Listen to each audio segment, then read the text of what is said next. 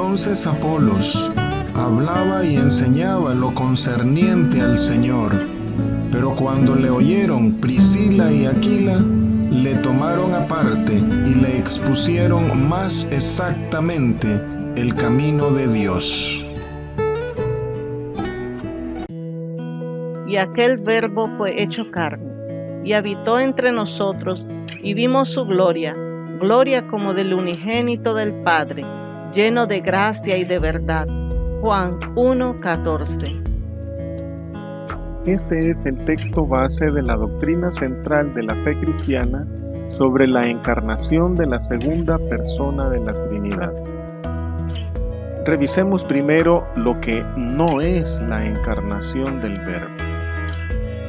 La doctrina de la encarnación del Verbo, el gnosticismo erróneamente la explica como la de un hombre elevado a la divinidad, es decir, que para ellos Jesús fue un hombre que alcanzó la divinidad, y en este sentido es que el gnosticismo le llama ascendido. Pero afirmar esto es participar de la continuada mentira de Satanás desde el jardín del Edén hasta hoy de seréis como dioses, y es negar la preexistencia del Verbo y la doctrina de la Trinidad. Este mismo error del gnosticismo lo transmite la Iglesia Católica Romana con una variante, y explica que la encarnación del Verbo implica la humanización de Dios y a la vez la deificación del hombre. Esta postura católica, más que humanista, es panteísta, porque confunde a Dios el Verbo con su humanidad, y a la humanidad del Verbo con su divinidad. En otras palabras, transforma a Dios en hombre y al hombre lo transforma en un Dios, borrando la línea de la absoluta diferencia entre la naturaleza divina y la naturaleza humana. La concepción católica es una amalgama en la que Dios, el Verbo, se debilita y su humanidad se diviniza. Una fusión en la que, por su humanidad, al Verbo se le despoja de sus perfecciones y ya no podría participar de la esencia divina, y por su divinidad ya no podría ser considerado hombre. Entonces, Cristo Jesús ya no sería ni hombre ni Dios. Por derivación, e igual que el gnosticismo, este malentendido termina negando también la doctrina de la Trinidad. Por otro lado, los agnósticos miran la doctrina de la encarnación como una historia más de las mitologías que hablan de dioses procreando semidioses con mujeres. Pero en estas historias paganas, los semidioses no son verdaderos humanos, y en algunos su humanidad es solamente aparente. Pero la Biblia enseña que Dios el Verbo, Jesucristo, fue hecho semejante a los hombres, es decir, igual, no parecido ni aproximado, sino idéntico en todo, incluida nuestra ignorancia y debilidad, excepto en el pecado. La humanidad del Señor Jesús no es aparente, como en otro momento enseña el gnosticismo. Su humanidad es real, tan real que puede comer o dormir y hasta se puede tocar. Por último, hay quienes consideran que el Señor Jesucristo es llamado Hijo del Hombre por su encarnación, pero no, porque este es un título escatológico y su significado va mucho más allá de la participación del Verbo de la naturaleza humana. ¿En qué consiste entonces la encarnación del Verbo? La encarnación del Hijo de Dios significa que Dios se hace hombre, pero sin cambiar su ser, ni en esencia ni en propósito, pues Dios es inmutable. Jesucristo es el mismo ayer y hoy y por los siglos. Hebreos 13:8. En la encarnación, Cristo Jesús, el Verbo, es totalmente Dios y a la vez es totalmente hombre. De esta manera, la segunda persona de la Trinidad es una persona indivisible, con dos naturalezas, es Dios y es hombre, y ambas naturalezas obran y cooperan con su propia y especial energía. Como consecuencia de esta indivisible e inconfundible unión de las dos naturalezas, el objeto de nuestra adoración es Jesucristo, el Dios hombre, pero la base de nuestra adoración es el Verbo, la segunda persona de la Trinidad. Hay tres puntualizaciones pertinentes sobre la doctrina cristiana de la encarnación del Verbo. Primero, el acontecimiento de la encarnación, es decir, esta unión de lo infinito con lo finito, de la divinidad con la materialidad humana, ocurrió desde el principio del mundo. Entonces, la encarnación no es sólo el hecho histórico de su nacimiento en Belén de Judea en días de Herodes el Grande, sino que es la realidad y la naturaleza entera de Cristo Jesús. Cristo, un cordero sin mancha y sin contaminación, ya destinado desde antes de la fundación del mundo, pero manifestado en los postreros tiempos por amor de vosotros. Primera de Pedro 1:20. Segundo, en la encarnación, el Verbo eterno literalmente se sometió voluntariamente a lo temporal. Con él, Dios literalmente se hizo carne, con el fin de condenar al pecado en la carne. De estar con Dios, el Verbo pasa a estar entre nosotros. Pero no es que entró en un cuerpo humano, ni que moró en la carne, sino que se hizo carne para ser un verdadero representante de la humanidad y su perfecto Salvador. ¿Cómo se puede explicar este suceso? Esta enseñanza central de la fe cristiana es un misterio que no puede expresarse con ninguna fórmula humana adecuada. E indiscutiblemente grande es el misterio de la piedad. Dios fue manifestado en carne, justificado en el Espíritu, visto de los ángeles, predicado a los gentiles, creído en el mundo, recibido arriba en gloria. Primera de Timoteo 3:16. Tercero, con la encarnación, el mensaje y revelación de Dios se hizo carne. Ese mensaje, esa revelación se materializó en Cristo Jesús. Durante siglos, Dios habló mediante profetas y ángeles, pero ahora nos habla mediante la vida y la obra de su Hijo. El gnosticismo moderno, manifestado ahora en la teosofía, la nueva era, el mormonismo y demás sectas ocultistas y esotéricas, habla de Jesús como maestro aportando una doctrina, como un iluminado que guía hacia los misterios celestes, como un maestro ascendido. Pero el apóstol Juan dice que es el mismo Hijo de Dios hecho carne, que Él es la revelación oficial de Dios y que está entre nosotros. No es el hombre quien se diviniza, es Dios que se hace carne. Si entre nosotros es tan importante el don de la palabra y la capacidad de comunicarnos, cuanto más el que Dios nos dirija su palabra a través de su Hijo y que nosotros podamos comunicarnos con Él mediante Cristo. ¿Cuál es el objetivo de la encarnación del Verbo?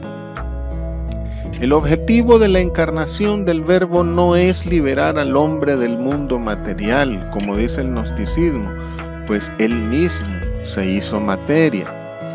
Su objetivo es ser el medio por el cual Dios entra en comunión con el hombre y su historia, y participar por entero de lo que es ser hombre y comunicarse de tú a tú con nosotros, pero sin dejar de ser el Verbo. Porque no tenemos un sumo sacerdote que no pueda compadecerse de nuestras debilidades, sino uno que fue tentado en todo según nuestra semejanza, pero sin pecado. Hebreos 4:15. Y desde este punto, la encarnación del Verbo hace notar crudamente la gran diferencia entre la realidad divina y la realidad humana. El apóstol Juan, después de contrastar al Verbo eterno con Juan el Bautista, ahora subraya la diferencia abismal entre la pura humanidad y el Verbo, quien es la misma imagen de Dios. Corrupción e incorrupción, potencia y debilidad, deshonra y gloria se hacen evidentes al comparar lo natural con lo espiritual, y por tanto nos enseña desde dónde y hasta dónde hemos caído por el pecado. A esta nuestra realidad de debilidad, limitación y mortalidad es que se sujetó el Verbo, humillándose por amor a nosotros. Puso a un lado su condición de divina majestad y de soberano gobernante para tomar forma de un hombre, pero en condición de siervo, sometiéndose voluntariamente a las demandas y a la maldición de la ley y haciéndose obediente de ella hasta la vergonzosa muerte de cruz. Luego, el objetivo de la encarnación es que el Señor de toda la tierra y supremo legislador se colocara a sí mismo bajo la ley, en beneficio de su pueblo, asumiendo todas las obligaciones representativas y penales con el fin de hacerse legalmente responsable de nuestros pecados, atrayendo sobre sí la maldición de la ley. Porque ya conocéis la gracia de nuestro Señor Jesucristo, que por amor a vosotros se hizo pobre, siendo rico, para que vosotros con su pobreza fueseis enriquecidos. Segunda de Corintios 8:9. ¿Qué significa que el Verbo habitó entre nosotros? El apóstol Juan literalmente dice: el Verbo plantó una tienda o tabernáculo entre nosotros. O bien, el Verbo puso su morada entre nosotros. Esto denota la intención plena de Jesucristo de vivir y permanecer entre nosotros. El apóstol Juan reproduce la idea de la presencia de Dios en Israel a través del tabernáculo y la aplica al Señor Jesús. De este modo, el objetivo final de su encarnación es morar entre nosotros, para que nosotros seamos su pueblo y que Dios esté con nosotros siendo nuestro Dios. Dios, a través de la encarnación del Verbo, se acercó a nosotros hasta el punto de ser uno de nosotros. La encarnación del Señor Jesucristo significa que Él es la nueva localización de la presencia de Dios en la tierra. De esta manera, el Señor Jesús sustituye al templo de Israel y pasa a ser Él mismo el nuevo templo. La encarnación entonces no es solo la existencia material de Jesús de Nazaret en forma humana, sino que abarca toda la existencia humana, porque implica la restauración de la humanidad entera. Con la encarnación se especifica que el lugar donde ahora Dios habita es un hombre de carne y hueso, lo cual implica que ha desaparecido la distancia entre Dios y el hombre. Por esto es que ahora cada uno de los que creemos en Él somos un templo de Dios, en tanto Él habita en nosotros en plenitud. El apóstol Juan afirma como testigo que el Verbo, el Hijo de Dios, vivió como un hombre más entre los hombres, que estuvo igualmente sujeto a nuestras limitaciones y necesidades y se comportó acorde a las costumbres humanas. Por esto, con el pronombre nosotros, el apóstol Juan se refiere a él y a toda la comunidad cristiana como testigos de la habitación del Verbo en Israel y más propiamente en su iglesia. Así, el apóstol Juan y la iglesia primitiva atestiguan que Jesús es una persona histórica y que su relación y experiencia con Él les hizo reconocer que Él es su Señor y que en Él verdaderamente se da la revelación y la gloria de Dios. Hay muchos que participan de un racionalismo teológico que con pretensión científica buscan al Jesús histórico, es decir, a aquel hombre de Galilea que dividió la historia en un antes y después de él. Quieren saber quién y cómo fue él cuando anduvo en Israel, porque según ellos, el Cristo de los Evangelios y del Nuevo Testamento es una interpretación teológica de aquel hombre Jesús que ha sido llena de mitos. Si así fuese, necesitarían explicar entonces qué provocó esa nueva percepción teológica del hombre Jesús. No saben o no desean saber que el Jesús histórico que buscan es el mismo que el apóstol Pablo nombró como Cristo según la carne y del que aclara ya no se le conoce así. De manera que nosotros de aquí en adelante a nadie conocemos según la carne, y aún si a Cristo conocimos según la carne, ya no lo conocemos así.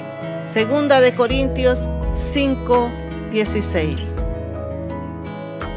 Cuando el apóstol Juan dice, vimos su gloria, lo dice en el sentido de la habitación o tabernáculo de Dios en Israel. Así, su gloria de unigénito del Padre consiste en que Él, Jesucristo, es la manifestación visible de la presencia de Dios como lo fue la nube en Israel. Entre los judíos, esa presencia o nube era la gloria de Dios. Pero el apóstol Juan ahora aclara que la sola presencia de Dios no es precisamente su gloria plena.